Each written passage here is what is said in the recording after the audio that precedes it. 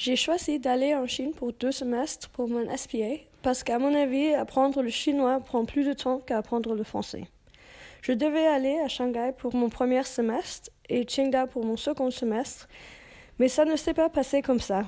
Regent a oublié d'envoyer mon application pour Donghua à Shanghai et le seul endroit où je pouvais me rendre à la dernière minute était à Pékin, BLCU.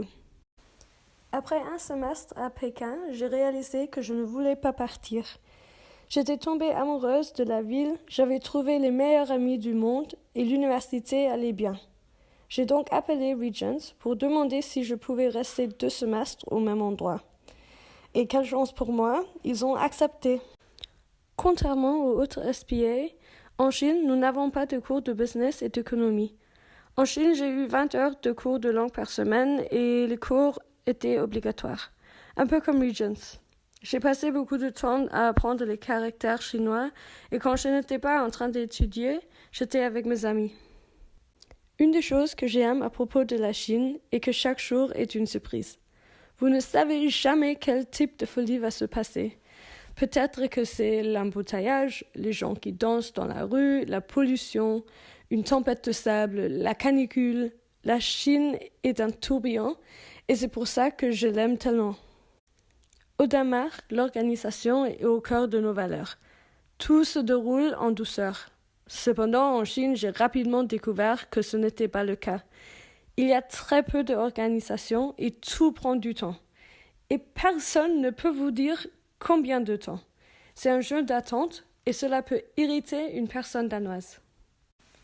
Par exemple, la journée d'inscription à BLCU ne devrait pas prendre plus d'1 heure ou 2. Sauf que l'université avait oublié d'envoyer un email avec la documentation que nous devions apporter pour l'inscription. Ensuite, il y avait de longues files d'attente sans aucune indication quant à laquelle était la bonne file pour moi. J'ai passé 8 heures pour m'inscrire à l'université. C'était un jour plein d'émotions mélangées, colère, ennui et tristesse, et en même temps, je voulais rire du système ridicule. Cela m'a fait penser à la rapidité avec laquelle on s'inscrit en ligne à Regents. De plus, durant mon séjour en Chine, j'ai eu du mal à trouver des amis locaux parce que les cours sont dédiés aux étrangères. J'ai trouvé difficile de parler avec les locaux dans les bars ou lorsque j'ai sorti. J'ai donc commencé à travailler dans un magasin de vêtements où les personnes avec qui je travaillais ne parlaient pas anglais. Cela m'a poussé à apprendre le chinois en dehors de la salle de classe et m'a donné la confiance d'utiliser le chinois que j'avais appris. En outre, au Danemark, nous avons la liberté d'expression. Les enfants et les adolescents ont beaucoup de liberté. Ils commencent à sortir et à boire de l'alcool à un jeune âge. Ils doivent prendre beaucoup de décisions par eux-mêmes. J'ai remarqué qu'en Chine, ce n'était pas le cas. Les enfants suivent des règles strictes établies par leurs parents. Vous ne pouvez pas avoir des petits copains ou des petites copines avant d'avoir fini les études universitaires et vous ne pouvez pas boire d'alcool non plus. Les enfants en Chine n'ont pas beaucoup de liberté parce que l'école et l'université sont définies comme la priorité.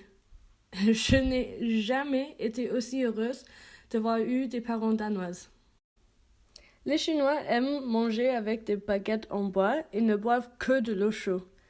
Les Chinois recommandent l'eau chaude pour chaque situation. Es-tu malade? Bois de l'eau chaude. As-tu froid? Bois de l'eau chaude.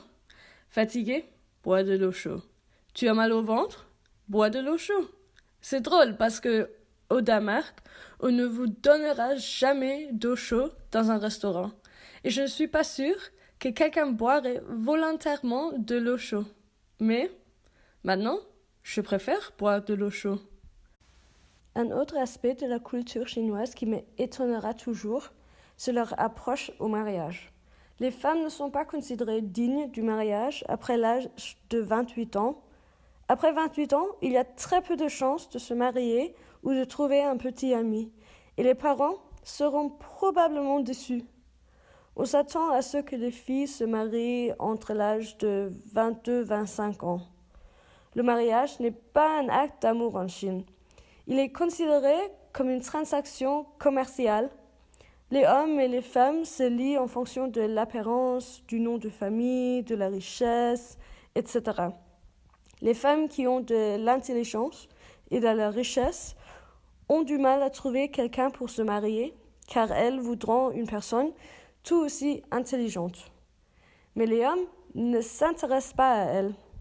Penser au mariage chinois me rend triste.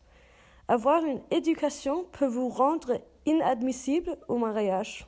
Est-ce que les Chinois ne sont pas longs à l'amour et à l'affection? Le hasard fait bien les choses. Un SBA qui a commencé par beaucoup de barrières est devenu le meilleur résultat que j'aurais pu demander. Mon année en Chine a été une excellente expérience et j'ai déjà fait des plans pour revenir après Regents.